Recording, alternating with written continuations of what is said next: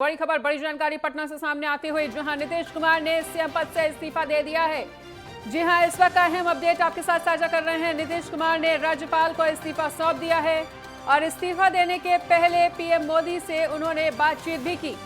नीतीश कुमार ने राजभवन पहुंचकर इस्तीफा सौंपा और राजभवन जाने से पहले पीएम मोदी से बात भी की। तो पीएम मोदी ने नीतीश कुमार को शुभकामनाएं दी हैं और आज शाम 4 बजे उनका शपथ ग्रहण समारोह भी होगा।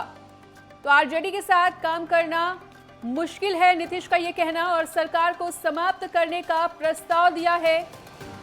हमने पार्टी के लोगों की बातें मानी हैं, हमने पार्टी की राय के बाद इस्तीफा दिया है। तो नीतीश कुमार ने ये तमाम बातें कही हैं, ये बयान दिया है कि हमने पार्टी की राय के बाद ही इस्तीफा दिया है।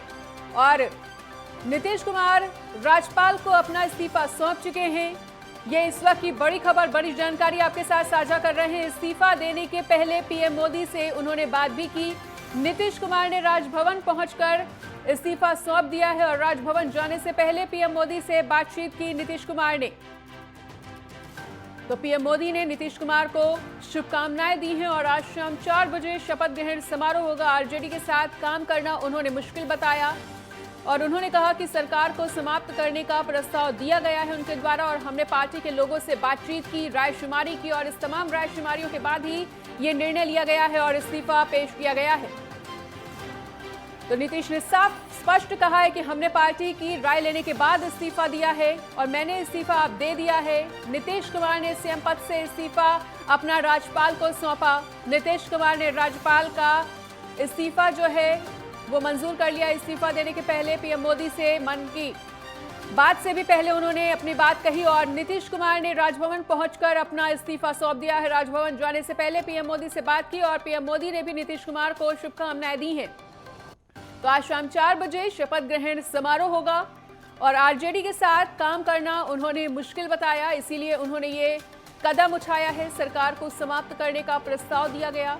उन्होंने कहा कि हमने लोगों से बातचीत की, पार्टी के तमाम अधिकारियों से बात की और पार्टी के साथ रायशुमारी के बाद ही ये निर्णय लिया गया है और ये इस्तीफा पेश किया गया है। तो नीतीश कुमार राज्यपाल को अपना इस्तीफा सौंप चुके हैं। ये इस वक्त की सबसे बड़ी जानकारी आपको बता रहे हैं। इतने लंबे समय से जो उथल पुथल मची हुई थी बिहार की राजनीति में, उसमें एक अहम मोड़ आ चुका है और नीतीश कुमार ने राज्यपाल को अपना इस्तीफा सौंप दिया, जिसके बाद सियासी हलचल अब और भी ज्यादा तेज होती हुई। तो लगातार बिहार से लेकर दिल्ली तक बिहार में हुए राजनीतिक घटनाक्रम के बाद सियासी हलचल तेज हो रही थी, जिसके बाद अब कहीं ना कहीं उस सियासी हलचल पर एक विराम लगता हुआ इस इस्तीफे के बाद नीतीश ये स्पष्ट कर चुके हैं कि उन्हें अब बीजेपी के साथ गठबंधन करके अपनी सरकार बनानी है। इस्तीफा इसको लेकर पेश कर चुके हैं नीतीश कुमार और राज्यपाल द्वारा उनका इस्तीफा मंजूर भी कर दिया गया है। तो नीतीश ने अपना इस्तीफा सौंप दिया है राज्यपाल को। सीएम पद से इस्तीफा दिया है नीतीश कुमार ने, जिसको लेकर अपना पत्र भी सौंप चुके हैं राज्यपाल को और राज्यपाल द्वारा उनका इस्तीफा पत्र स्वीकार भी कर लिया गया है।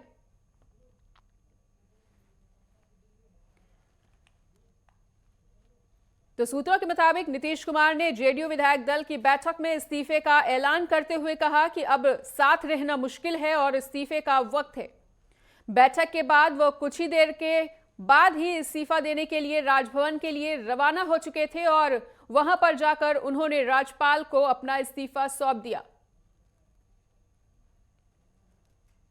हालांकि आरजेडी ने भी एड़ी चोटी का जोर लगा दिया था कि ये तल्खियां सुधर जाएं, ये तख्ता पलटी ना हो, पर समझ में तो तेजस्वी और आरजेडी को भी आ ही रहा था कि ये राह इतनी आसान नहीं है और अब साथ रहना भी आसान नहीं है। तो ये बात भी नीतीश कुमार बैठक में स्पष्ट करके ऐलान कर चुके हैं कि अब साथ रहना बेहद मुश्किल, इसलिए वो इस्तीफा देने जा रहे हैं और बैठक में ये ऐलान करने के बाद ही वो तुरंत राजभवन के लिए रवाना हुए और वहां पर पहुंचकर उन्होंने अपना इस्तीफा पेश किया। और इसी बीच हमारे साथ वरिष्ठ पत्रकार डॉक्टर इंदुकांत दीक्षित और वरिष्ठ पत्रकार ही हमारे साथ वेद प्रकाश जी जुड़े हुए हैं। तो दोनों ही पत्रकारों का बहुत बहुत स्वागत है। तो वेद जी, सबसे पहले आपसे पूछना चाहेंगे कि नीतीश कुमार ने अब सीएम पद से इस्तीफा दे दिया है और जो भी सियासी उथल पुथल बिहार में देखने को मिल रही थी, इस पूरे घटनाक्रम को किस तरह से देख रहे हैं आप?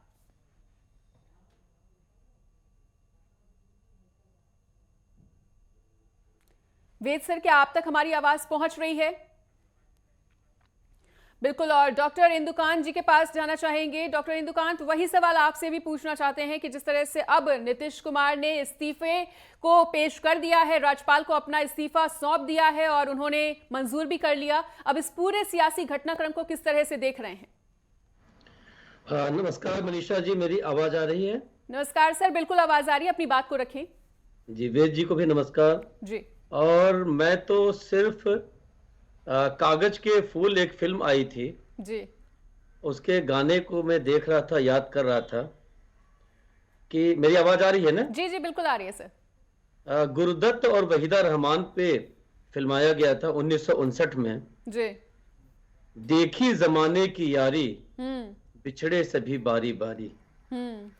आप देख लीजिए किस तरह से पूरी इंडी गठबंधन की संरचना और उसके भीष्म पितामह उसके विचार को लेके आगे बढ़ने वाले, सबसे मिलकर चीजों को करने वाले स्वयं नीतीश कुमार ने उस समय साथ छोड़ दिया जब न्याय यात्रा लेकर करके कांग्रेस के जो राजकुमार है राहुल गांधी जी मणिपुर से शुरू हुए।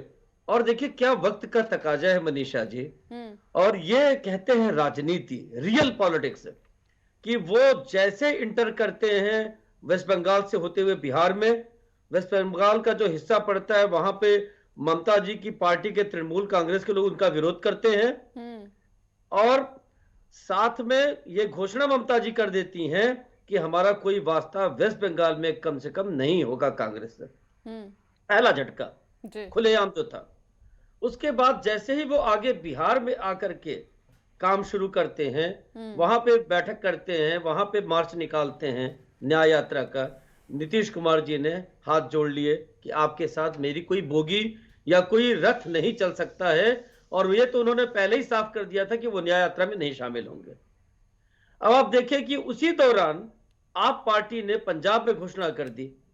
बिहार में जिस तरह से नीतीश कुमार ने मनीषा जी ये झटका दिया है, ये कहते हैं ना जोर का झटका धीमे से बिल्कुल, कि पूरी की पूरी बिहार की जो राजनीति थी वो एकदम गडमड हो गई है।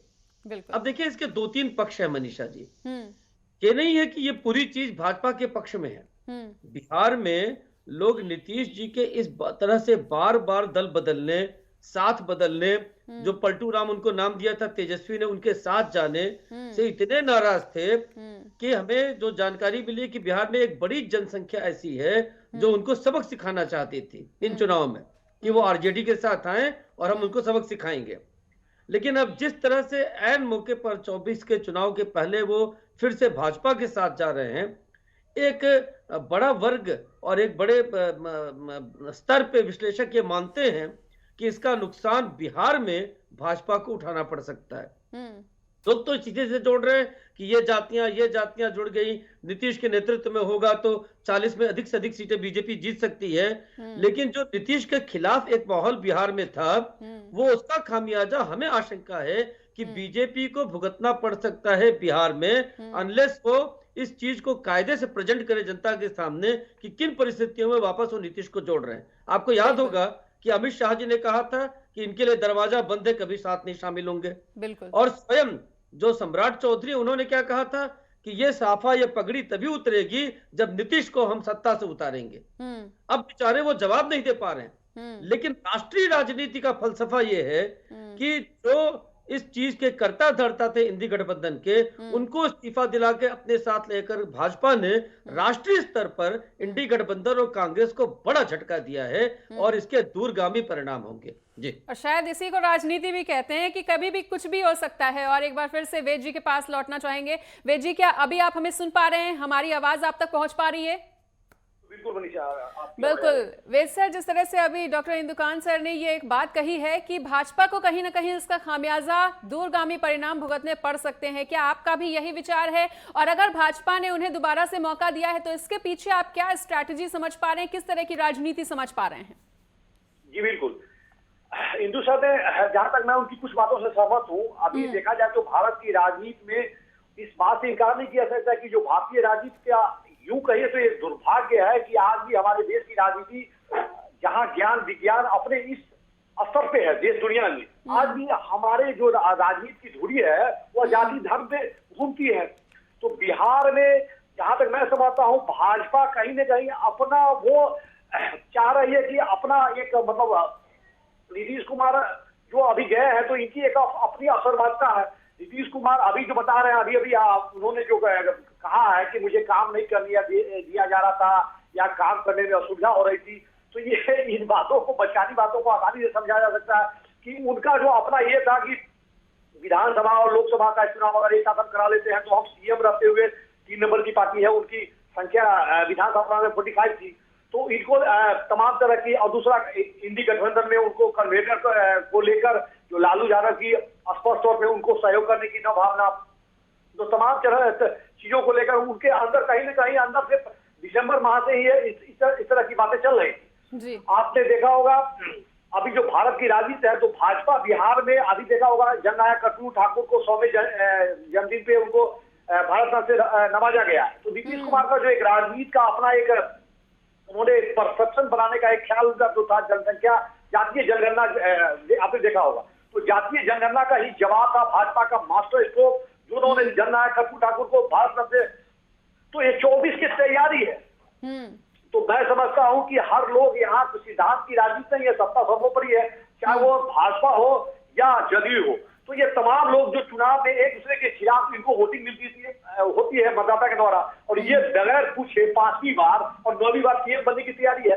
तो इनका नाम जो कहीं मैं समझता हूँ जो पलटू शब्द राबड़ी देवी ने जो गढ़ा था, तो उसको एस्टेब्लिश होता हुआ पूरा देश दुनिया देख रहा है। तो भारतीय राजनीति में पहला बार ऐसा होगा कि 5वीं बार कोई आदमी किसी से पलटी मार रहा है, और एक राष्ट्रीय पार्टी भाजपा जिसकी अभी पूरे रामराज और राजपाट को लेकर तमाम भावनात्मक जो लोगों के अंदर जो मतलब ये उबाल है, तो उन लोगों को ये समझना चाहिए कि राजनीति में सिद्धांत इन चीजों का कोई महत्व नहीं होता है। आदमी इस तरह से सौदेबाजी कर रही है जैसे राजनीति अब व्यापार हो गई है। आपने कहा सही है, इंदू जी ने कहा कि जैसे अमित शाह ने कहा कि दरवाजे बंद हो गए हैं, और जीतन राम मांझी ने कहा कि दरवाजे बंद नहीं होते, खिड़कियां तो खुली रहती है। तो इन चीजों को आम आदमी को समझना चाहिए। जब आम आदमी एक भावुक होकर आदमी उसको गले लगा लेती है, हाथ हवा मचाती है ना। तो आप देखे होंगे कि जीतन राम मांझी हो, चिराग पासवान का क्या होगा देख लीजिए इसमें, जो इनके हनुमान कहे जाते थे। तो ये इनके तीर अब तीर से बंगले निशाने पे होंगे। तो मेरा एक बहुत अच्छा एक 2 पक्तियां मुझे याद आ रही है। कल तक जिससे टकराव था, आज उन्हीं से हुआ प्यार, क्या ऐसे में नैया बिहार की नैया होगी पार? बताओ मेरे सरकार।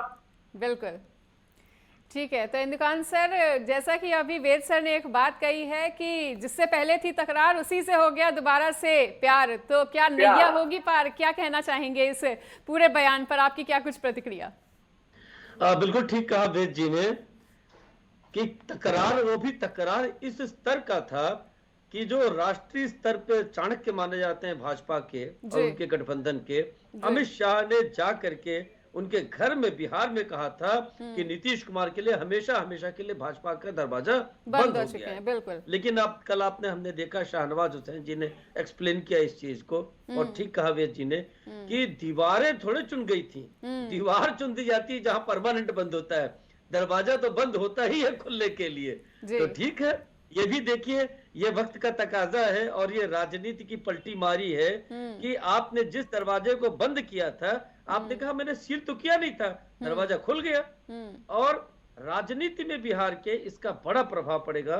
2024 के जो लोकसभा चुनाव में जो इंडी गठबंधन की एक परिकल्पना थी वो ध्वस्त हो गई आज। हालांकि ये हम लोग की जानकारी में तो 2-3 दिन पहले से ही आ गया था कि ममता ने झटक दिया, आपने झटक दिया, उसके बाद अब इनकी बारी। कल एक छोटा सा गुड न्यूज आया जब समाजवादी पार्टी ने घोषित किया कि हमने जी समझौता कर लिया और 11 सीटें हम देंगे कांग्रेस को लड़ने के लिए उत्तर प्रदेश में। आप ये देखें, जिस उत्तर प्रदेश में कांग्रेस के पास कुछ नहीं करने के लिए है, वहां 11 सीटें देकर एक समझौते की घोषणा की उन्होंने।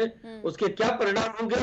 आपको याद होगा मनीषा जी कि 2017 का विधानसभा चुनाव कांग्रेस और समाजवादी पार्टी ने तब भी गठबंधन हुआ था, बिल्कुल पसंद करके किया था। तो बिल्कुल। अब उसका वही आएगा, क्योंकि मायावती अलग लड़ रही हैं। तो अभी तक इंडी गठबंधन में कुछ भी ऐसा नहीं हुआ है जिससे यह माना जाए कि भाजपा को 2024 में कोई चुनौती मिल रही है या मिलने वाली है। ठीक है वेद सर, ये जो अभी इंदुकान सर ने एक बात कही है कि दीवारें नहीं चुनवाई गई थी, भला ही दरवाजा बंद कर दिया गया था, तो इस दरवाजे को दोबारा से खोलने के पीछे बीजेपी की जो राजनीति है और बीजेपी ने जो भी सोच समझ के ये फैसला लिया है, वो जरूरी है या फिर मजबूरी है? इंदु सर की बातों से मैं पूरी सहमत हूँ। राजनीति में कोई दूरी और मजबूरियां नहीं होती है। यहाँ आदमी का जो तमाम तरह की कही हुई बातों का कोई मतलब नहीं होता। आपने देखा होगा नीतीश कुमार ने पहले भी कई बार कहा था, मैं मिट्टी में मिल जाऊंगा, मर जाऊंगा, मिट जाऊंगा। तो इन बातों को लेकर हम जैसे आम आदमी जो जज्बाती हो जाते हैं, उनके मतलब ये हो जाते हैं कि अरे नीतीश कुमार ने ये कहा, चाणक्य कहे जाने वाले जैसा इंदु सर ने कहा कि भाजपा के चाणक्य कहे जाने वाले अमित शाह जो कहते हैं कि दरवाजे बंद हो गए हैं, जिनको लेकर आम आवाम वो समझती है कि नहीं, ये जो कह दे वो जो रामचंद्र जी ने कहा था, रघुकुल सदा चली आई, प्राण जाए पर वचन न जाए। समझना चाहिए राम राज्य वाले को उनकी वचन की क्या अहमियत है। वो मतलब और मायने नहीं है उनकी बातों को कि दरवाजे बंद हो गए हैं, दरवाजे खुल रहे हैं या खुल रही है, दीवारें टूट रही हैं। अब ये समझिए कि राजनीति का स्तर क्या रह गया, क्या रह गया है ना। लेकिन इधर एक बात और भी समझने वाली है, इधर एक बात और भी समझ में आने वाली है कि शपथ ग्रहण तो हो जाएगा, सरकार भी बन जाएगी, बीजेपी के साथ गठबंधन भी हो जाएगा, लेकिन बीजेपी ने हमेशा से अपना स्टैंड ये जरूर क्लियर रखा कि जब तक आप इस्तीफा नहीं सौंपेंगे तब तक हम आपको जो शपथ पत्र है वो भी नहीं सौंपेंगे। इतनी आसानी से उन्होंने समर्थन पत्र देने का मन नहीं बनाया। तो कहीं ना कहीं इस पूरे घटनाक्रम के सियासी मायने किस तरह से निकाले जाएं और इस दबाव की राजनीति को किस तरह से देखा जाए, क्योंकि कहीं ना कहीं बीजेपी ने भी एक दबाव बनाने का काम जरूर किया इस बार। बिल्कुल, आपने जैसा कहा कि उनका जो कहा था समर्थन पत्र जब तक नहीं सौंपा जाएगा हम इस्तीफा नहीं देंगे, ये नीतीश कुमार को भी कहीं ना कहीं संशय था।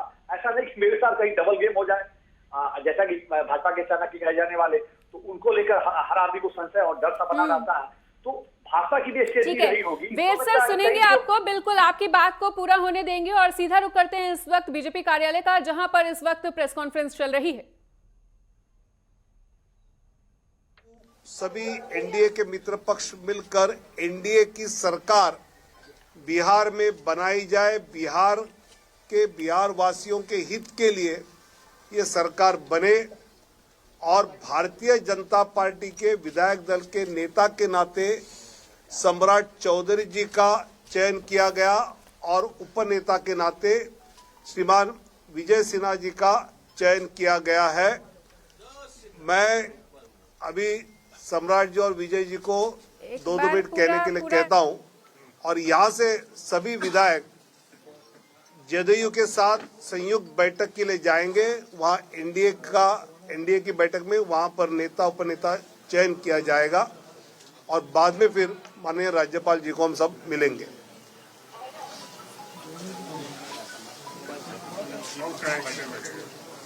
आज भारतीय जनता पार्टी ने मेरे जीवन के लिए एक ऐतिहासिक कार्य किया और मैं देश के यशस्वी प्रधानमंत्री आदरणीय नरेंद्र मोदी जी, देश के गृह मंत्री आदरणीय अमित शाह जी और पार्टी के हमारे राष्ट्रीय अध्यक्ष आदरणीय जेपी नड्डा जी और यहाँ पर हमारे 2 चुनाव प्रभारी के तौर पर नियुक्त हैं आदरणीय विनोद तावड़े जी और दीपक प्रकाश जी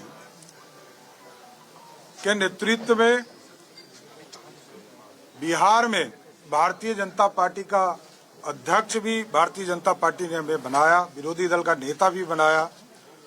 ये मेरे लिए भावुक क्षण है कि आज सरकार में भी दायित्व, सरकार में काम करने के लिए भी विधानमंडल दल का नेता के तौर पर चयन किया। इसके लिए मैं देश के प्रधानमंत्री जी से लेकर पार्टी के राष्ट्रीय अध्यक्ष सभी नेतागण और सभी माननीय विधायकों का मैं विशेष तौर पर धन्यवाद भी देता हूं कि बिहार के विकास के लिए और लालू प्रसाद जी के आतंक को समाप्त करने के लिए जो जनमत 2020 में हम लोगों को मिला था, उसको फिर से एनडीए के रूप में स्थापित करना और बिहार में जंगल राज नहीं बन सके, इसके लिए भारतीय जनता पार्टी के पास जब प्रस्ताव आया आदरणीय नीतीश कुमार जी का और उनके दूत के तौर पर संजय झा जी यहाँ आए, हम लोगों को प्रस्ताव दिया, तो हम लोगों ने समर्थन का निर्णय लिया और पार्टी का जो दायित्व है एक सामान्य कार्यकर्ता के तौर पर पार्टी को मजबूत करना और देश के यशस्वी प्रधानमंत्री जी के नेतृत्व में 2024 में 40 की 40 सीट जिताकर बिहार से देने का संकल्प भी हम लोगों ने लिया है। बहुत बहुत धन्यवाद। अब आदरणीय विजय सिन्हा जी से आग्रह करूंगा।